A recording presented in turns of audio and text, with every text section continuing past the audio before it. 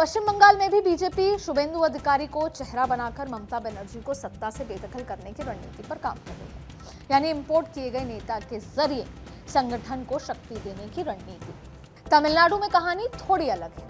वहां बड़े पैमाने पर दल बदल तो नहीं हुआ, और वो शायद इसलिए भी क्योंकि वहां उत्तर दक्षिण का नैरेटिव ज्यादा बड़ा है और बीजेपी अभी भी वहां पर काओ बेल्ट की पार्टी के तौर पर देखी जाती है।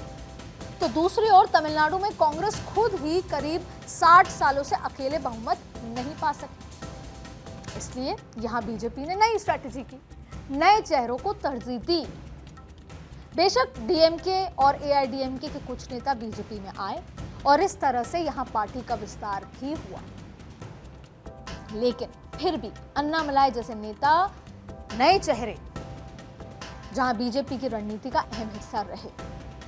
जबकि केरल में बीजेपी ने कांग्रेस और लेफ्ट के एलीट और लोकल लीडर्स पर फोकस किया। अनिल एंटनी, आर रश्मि और इनके अलावा कई पंचायत और जिला स्तर के कांग्रेस और सीपीएम के नेताओं के जरिए बीजेपी ने अपना संगठन भी बढ़ाया और सत्ता पाने की लड़ाई उनकी चल रही है, वो लगातार लड़ रहे हैं। तो अब नेताओं के इस इंपोर्ट एक्सपोर्ट का नफा नुकसान भी समझ लीजिए। फर्ज कीजिए कि किसी नेता ने कांग्रेस पार्टी छोड़कर बीजेपी का दामन थामा, तो सबसे पहले तो वोट बैंक टूटा, लेकिन बीजेपी को तैयार नेता मिला।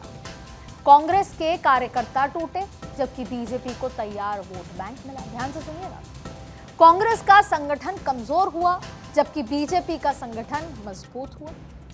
कांग्रेस के कार्यकर्ताओं का मनोबल गिरा, तो वहीं बीजेपी का जातीय समीकरण भी मजबूत हुआ। कांग्रेस में नई पीढ़ी का डर बढ़ा, जबकि बीजेपी का चुनावी नेटवर्क स्ट्रांग हुआ।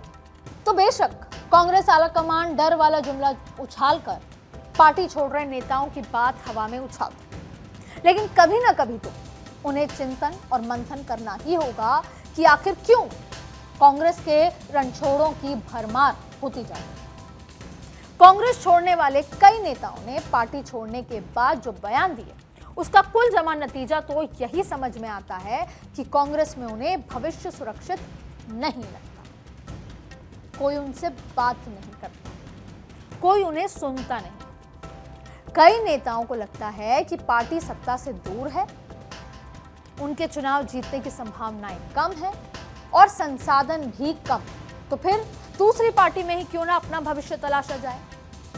जब कोई सुनने को तैयार नहीं, मिलने को तैयार नहीं और भविष्य भी नजर नहीं आ रहा, तो जाहिर तौर पे ऑप्शंस तलाशे जाएंगे।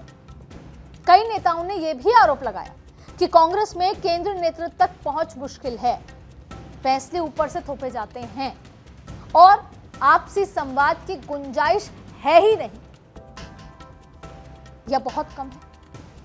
और इतना ही नहीं, कई नेताओं ने राज्य इकाइयों में गुटबाजी, फैसलों में देरी और टिकट बंटवारे में विवाद के भी आरोप लगा दिए। तो एक पुरानी कहावत है, घर फूटे पड़ोसी लूटे, और इसीलिए कांग्रेस को यह समझना होगा कि अगर कांग्रेस अपने नेताओं को नहीं रोक पाएगी तो वो नए नेता कैसे बनाएगी, और अगर नए नेता नहीं बने तो पार्टी की नैया कैसे पार लगेगी। और वैसे भी कहते हैं ना, राजनीति में संगठन से बड़ी पूंजी नेता होते हैं, और अगर वही नेता पार्टी छोड़ने लगे तो भी संकट सिर्फ चुनाव भर का नहीं, अस्तित्व का हो जाता है। और ये नसीहत सिर्फ कांग्रेस के लिए नहीं है, ये नसीहत हर उस सोच के लिए है जो विरोध को बगावत मान लेता है और अपनों से बेगानों जैसा सलूक करता है।